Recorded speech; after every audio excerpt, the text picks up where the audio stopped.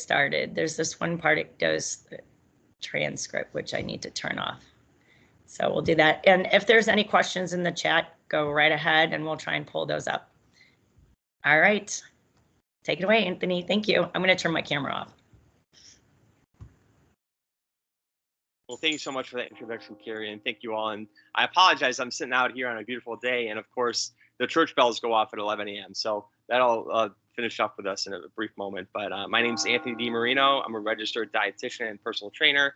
Born and raised in Cleveland. Been here all my life, and I just work to try and educate and engage others about healthy living, making changes, improving their health overall. And as Carrie had alluded to, September is actually Prostate Awareness Month, I believe. So we want to do a presentation on men's health. And throughout this process, I did a little research and actually found out that we're not as healthy as we think we are. So I named this presentation the Men's Health Paradox, and we're kind of walk through this as well. Just some real quick quotes to kind of give you a little chuckle. Here's all you have to know about men and women. Men are crazy, men are stupid. And the main reason women are crazy is that men are stupid. George Carlin.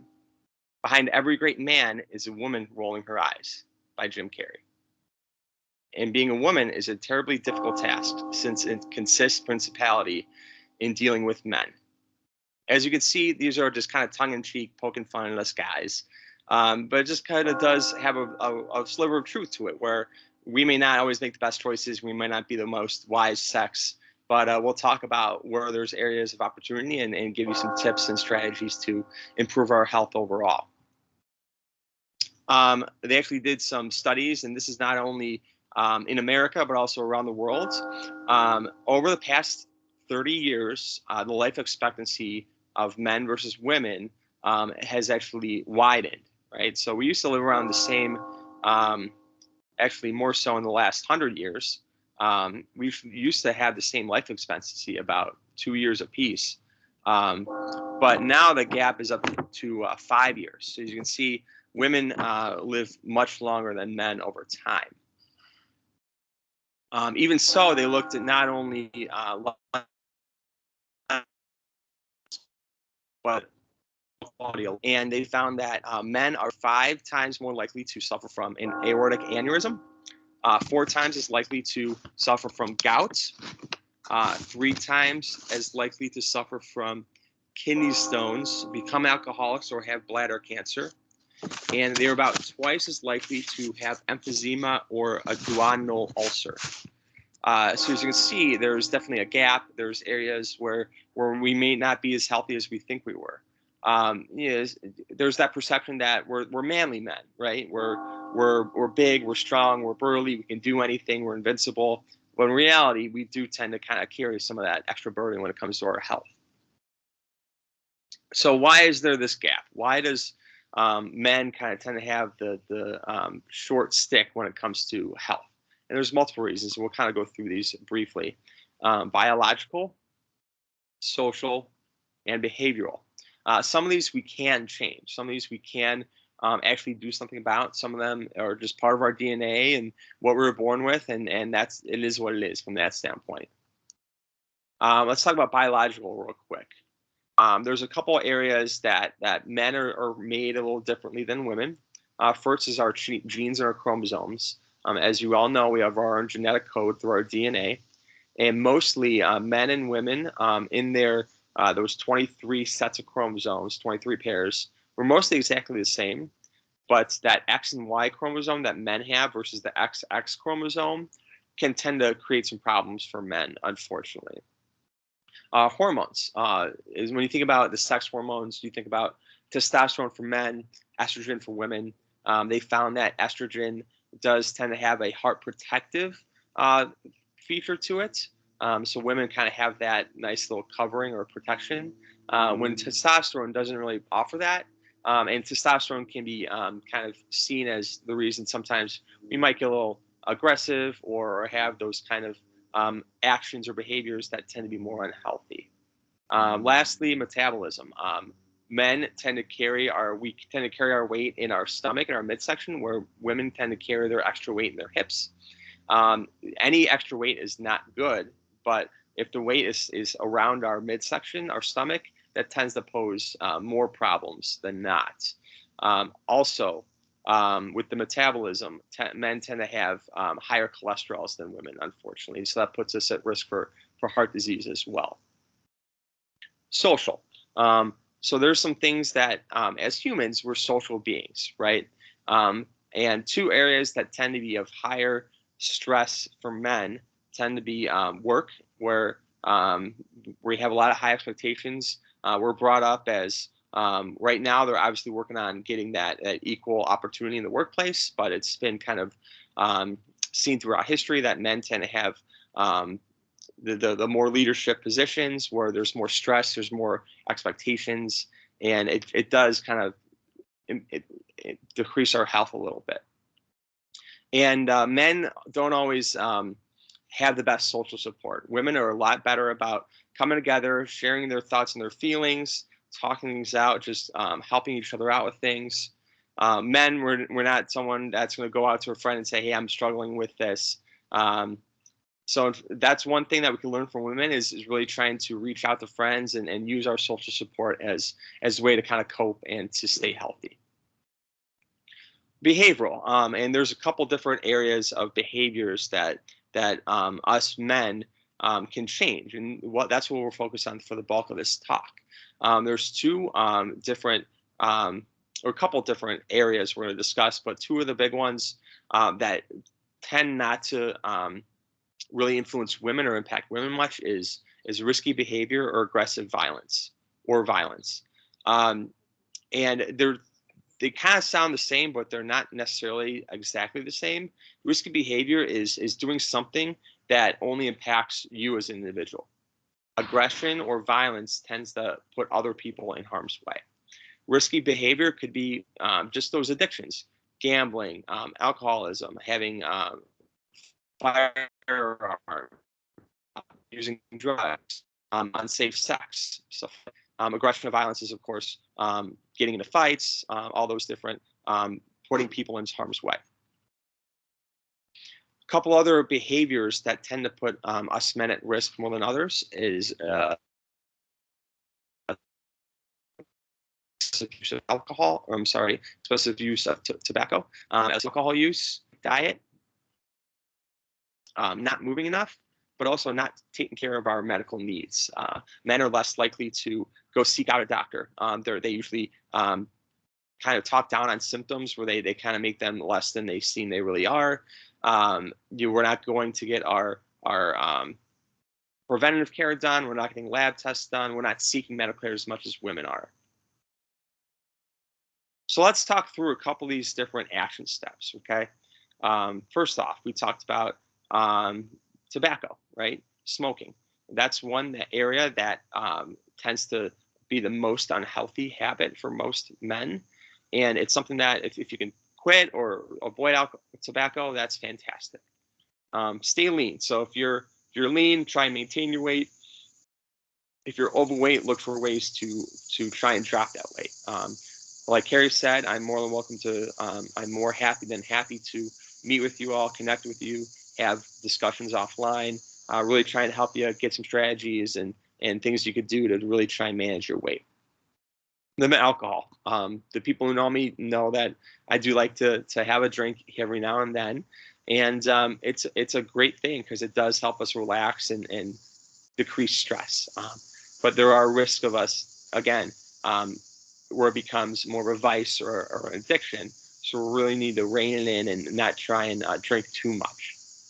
Another thing you can do is just make sure you're reducing exposure to those different substances that put you at risk: radiation, X-rays, too much sunlight, chemicals. Really trying to limit any exposure to illnesses. Right, we're in COVID right now, so trying to limit any exposure to being around COVID people, or again, being safe around about other people. Lastly, making sure that you're getting checked up regularly, at least during your annual physical, really following what they recommend. I know there's certain age milestones that they have men do certain testing, like pancreatic screenings, all that stuff. So making sure that you follow up with your physician, follow their recommendations, really try and work with them to get as healthy as possible. Couple things as well, reducing stress. Again, we're working people. Life can be stressful when it comes to work, to our relationships, to our finances, all these different things, right? Really come up with strategies and ways to manage or reduce your stress. Next, making sure that we're seeking and sharing joy. Optimism is a cheap medicine. Laughter is cheap medicine. Really making sure that you try and stay positive, optimistic, surround yourself with great people who lift you up. Any way that you could have a positive attitude is going to make things a lot easier. And again, we've touched on risky behavior, really trying to limit anything that's going to put you at risk or others at risk. Definitely, we have to live, we have to experience things, but try not to do anything over the top. I do want to touch on diet. As I'm a dietitian, I want to discuss this a little bit more. This is the number one thing that you can control. If you can eat well, it's going to help your weight, it's going to help your numbers, it's going to help you reduce illness over time. And I'm going to make this very simple. We're going to talk about eating more and eating less. We're going to talk about, okay, eating more, what foods should you focus on? Most of the time, you should be pulling your meals and your foods from these food groups. Whole grains, that's your oatmeals, that's your Cheerios, brown pasta, brown rice, wheat breads, fresh fruits and vegetables as much as possible. Can you not? The more vegetables you can eat, the healthier you'll be. It comes up time and time again. The people who eat vegetables tend to be more healthy. Low-fat proteins. This can come from dairy. This can come from vegetarian proteins. And this can come from animal products as well. Lean chicken breast, turkey breast, seafood. Those are all great low-fat, lean proteins. Nuts and seeds, those tend to provide us with, again, some of that protein, but also some healthy fats. Those tend to be heart protective, reduce our cholesterol over time too. And water. One thing is we definitely do not drink enough water. We are actually about 60 to 70% water of our bodies. So we really need to stay hydrated. The more you can drink water, it takes up space for those calorically dense drinks such as pop and alcohol as well too. So some foods are in areas we need to eat less of, right? Like the man's diet, we're meat and potatoes guys, right? Have large portions of red meat, of roast potatoes, mashed potatoes, and over time that put us at risk, right? So we're really trying to limit red meat. I usually say about red meat once a week is a good guideline or rule to follow. Really trying to reduce fried foods. Like anyone else, I love my fried chicken or French fries or onion rings, but I know there's a limit there, right? So really trying to have that not on the regular. Same thing with high-fat products, high-fat dairy, high-fat desserts. Processed meats tend to be very high in fat. Anything with that marbling, really trying to reduce your intake of anything that's really high fat. Processed snacks. I always talk about healthy snacks with my clients, focusing on whole foods as opposed to prepackaged, convenience processed items, focusing on yogurt or low-fat dairy, crackers like a Triscuit or a Wheat Thin, doing some a half a peanut butter sandwich. Those are all great snack options. And again, really trying to limit or cut down on sugars and sodas. This is the number one reason people gain weight. We have way too much sugar in our diet, large portions. If we could cut back on sugar, it's going to slash our calories. We're going to be more lean as well. Next, really focusing on trying to stay active. Movement will help you in all areas. It's going to help you with reducing heart disease. It's going to help you with weight management. It's going to help you with just functional capacity. And a couple kind of guidelines I tend to recommend is really trying to do something on the regular, whether that's every day or almost every day. And it can be something as simple as doing a walk. I did a walk this morning for about half an hour just to, I switched over, just to stay moving, get that body in motion. Next is strength training. Really making sure that you're getting some resistance training. That's going to help you with building muscle, keeping muscle, burning fat over time. If you're new to strength training, starting small, working with a trainer, they'll give you some guidelines to get you moving in the right direction. As we get older, our joints tend to stiffen. We tend to have a harder time just moving around. So really putting a focus on flexibility and balance. Doing some yoga or stretching, that's really going to help you stay limber and able to do things around the house as well. And finally, we definitely need to take a page from our better half, right? So learning from what women do, definitely using others as support. We're trying to reduce stress, taking care of our bodies with self-care. That's all going to really help us reduce and narrow this gap between what women experience and what men experience. So really trying to learn and spend time with our the better half, I like to say, and they'll definitely give us some pointers there as well. So in reality, I just want to bring this back together. We are actually at higher risk for disease and actually have a shorter lifespan. There's some factors that impact this. Some we can change and some we cannot.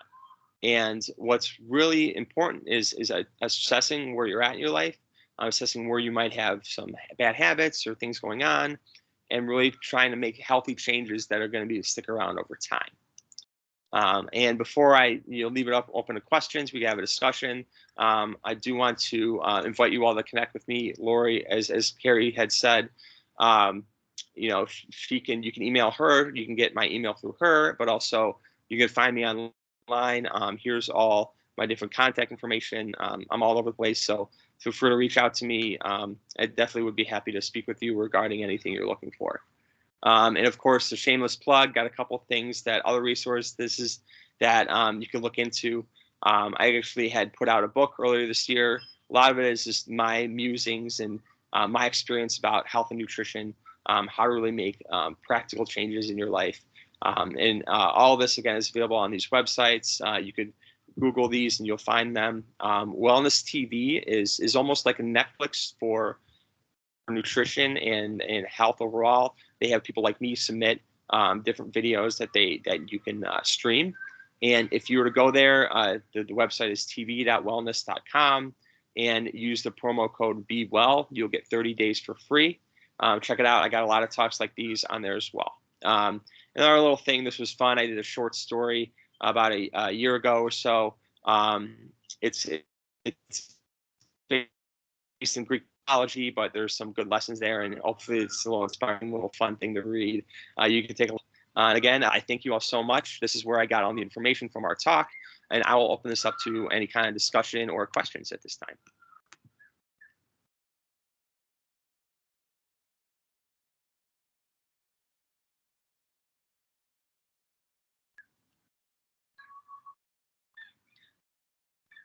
So I got one question here through the chat. Let me pull up the chat here. Could you please shed light and focus on diets to stay away from gout? Yes. So gout is one of those conditions that can be influenced by diet. If you don't all know what gout is, it's a condition that's basically there's a substance called uric acid. It's necessarily a toxin, but sometimes our body can't process them enough. And over time, it builds up and it can cause some inflammation, usually in our joints. So like our fingers, our toes. And there's certain foods that tend to bring gout about. The two things that are coming to mind right now that mainly will influence or impact gout will be high fat foods. So trying to cut back on fatty, fried foods, any processed meats. Alcohol, high alcohol use tends to create gout flares. So really trying to rein in how much alcohol you're having. And then also losing weight tends to help reduce the inflammation and the pain from gout as well. But very good question. Thank you. I had a quick question for you, Anthony, on that too, about with gout. What do you think is to the higher percentage of men versus women with gout? And once you have gout or have had gout, what is the likelihood of it to keep reoccurring? So number one thing, I was definitely, if you have gout, work with your physician. They will get you on the right regimen, get you on the right medication or treatment program. Definitely work with a physician. See if there's anything else you need to do, whether it's certain exercises or work with specialists. They will definitely get you into the right the right treatment plan. When it comes to the breakdown between men and women, I really don't have specific numbers, but I do know if you've heard gout is called the king's disease. It tend to in the past to historically impact a lot of kingly or royal figures, because think about kings, right? They sit on their butt all day. They're not working. They're eating fancy foods. They're drinking. They're partying all that day. So that kind of gives you some light on and the habits that tend to bring about gout. I have a question here, Douglas. Any thoughts on diets that include Soylent and or Huel? Douglas, if you send me your email, I will look into that. That's not something I've heard of before, but as a dietitian, we actually don't tend to prescribe a lot of diets that are like that are very trendy or hot, because those tend to kind of come in quickly and fade quickly. There's a lot of lifestyles or areas of eating that have been tried and tested. They're science-based. If you look at the U.S. News Health Report, top 10 diets, it's like Mediterranean, just a whole foods diet, really trying to get anything that tends to be focused on just a variety of foods and smaller portions. Any idea on encouraging someone to get a colonoscopy? That's a tough one, especially if people are closed off the idea. I'm sure it can be scary to have to think about going through a colonoscopy. It's a great screening tool. It's tended to be very safe. Really trying to understand what their hesitations are. You're always trying to get in that person's shoes, have an idea. Okay, what's going on? Why are they hesitating? And just coming up with the actual facts. Like, this is something they do all the time. It's standard. It's safe. It's going to give you a lot of information about your gut health and your GI, your gastrointestinal tract. So definitely keep working on it. Sometimes it takes a couple times of being persistent. So Guy, I understand eating nuts are good snacks. Which nuts are better for you? It's a toss up, because all nuts are a little different in some degree, right? They're all going to have a different mix of nutrients, vitamins, and minerals. I believe one of the healthier nuts is like a walnut. But in reality, if you just keep it varied, doing a pack of nuts one time, a different pack next time, you're going to reap the rewards and the benefits from kind of all of them over time. What are your thoughts on some of the veggie options, such as Beyond Burgers or soy-based burger? I mean, those are great because they are lower the fat. They're not going to raise cholesterol. They taste great, and that's fantastic, especially if you're someone who's trying to cut down on cholesterol or trying to eat less meat. Those non-meat options are fantastic, and there's definitely ways to dress them up, make them taste great. So that's definitely something that if you want to incorporate in your diet, you're more than welcome to, and you'd be happy that you did.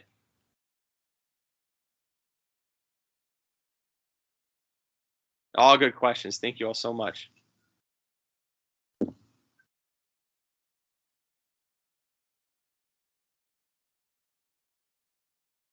And Doug, like I said, if you want to send me your email, either in the chat personally or just send me an email real quick, I'll find that information and get it to you.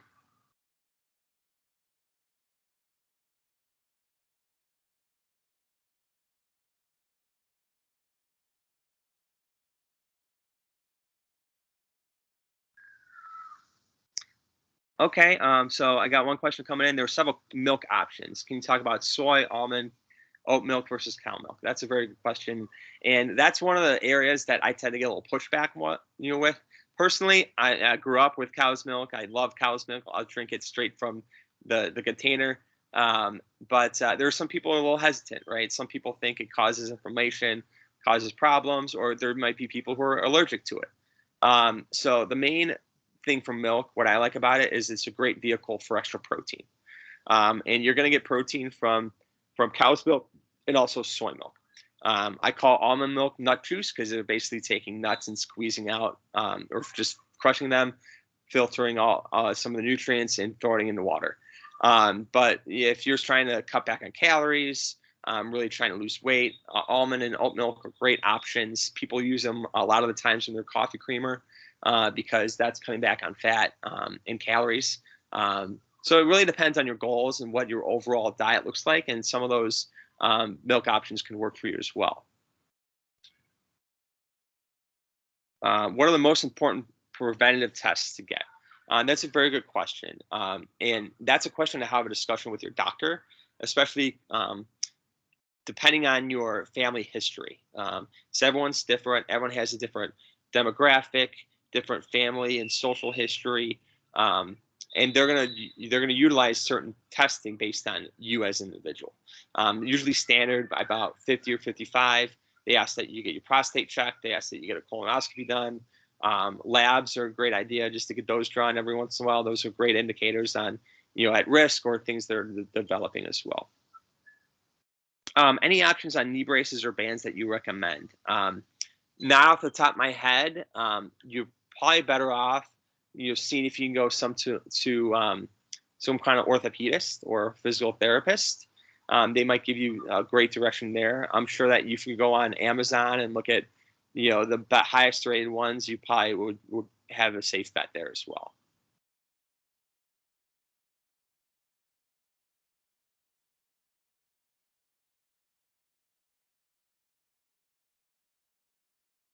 All right. Any other questions?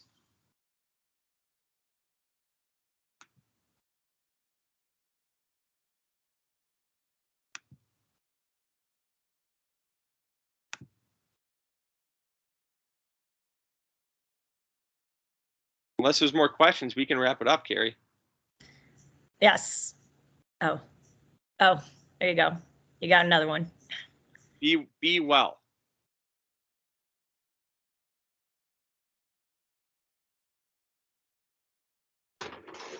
All right. Oh, there you go.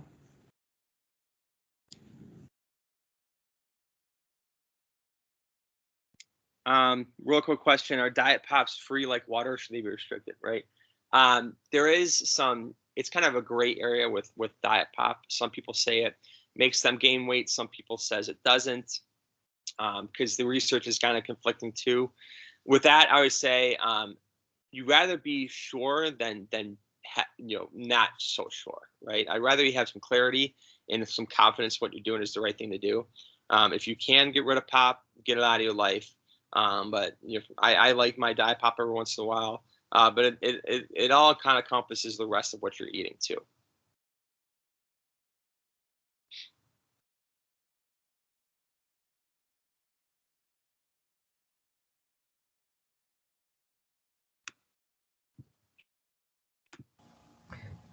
So if I'll just follow, hi, this is Lizette. I asked the question on diet pops.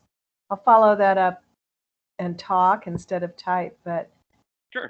if you were to just drink diet soda and not drink anything else like water for thirst, would that be okay, or would that be a concern? I wouldn't necessarily use diet pop as your primary source of hydration, right? There's just something about water; it keeps us hydrated. There's less, just less questionable things, right? Because pop it's something that's processed, right? And there's a lot of chemicals in there, and it would erase a lot of questions, or it would definitely give you confidence if you drink water as much as you can and try and cut back on diet pop. Okay, thanks. No, sure.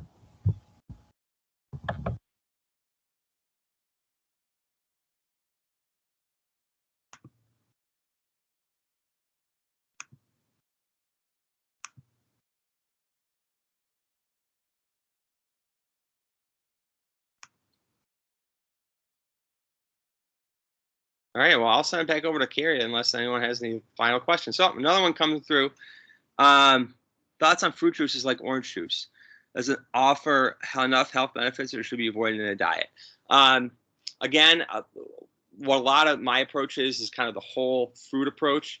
Really trying to focus on what else is going on in your diet. Ideally, you are doing the whole fruit. Okay. There's a lot of good nutrition there. Our bodies are meant to chew and digest food.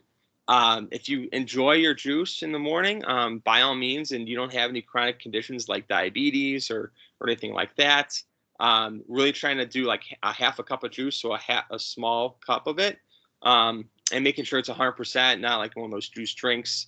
The more that you can limit juice, the better as well.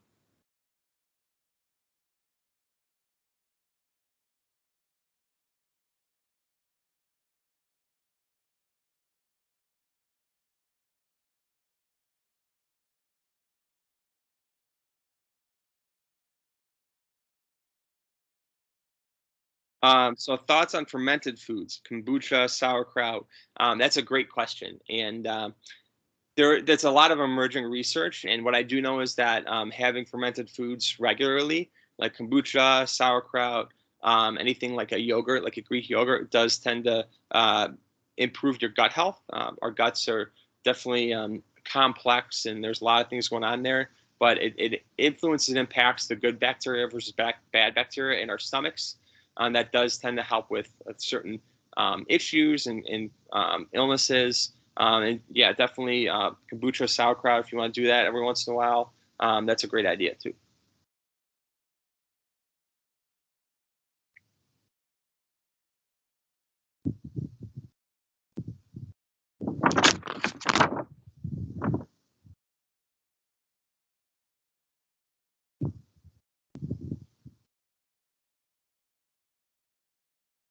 Well, we have a few more minutes, so if you guys have any more additional questions for Anthony, we can put them in the chat and everything, which is great, Anthony. Thank you for your time. A lot of wonderful questions from you guys.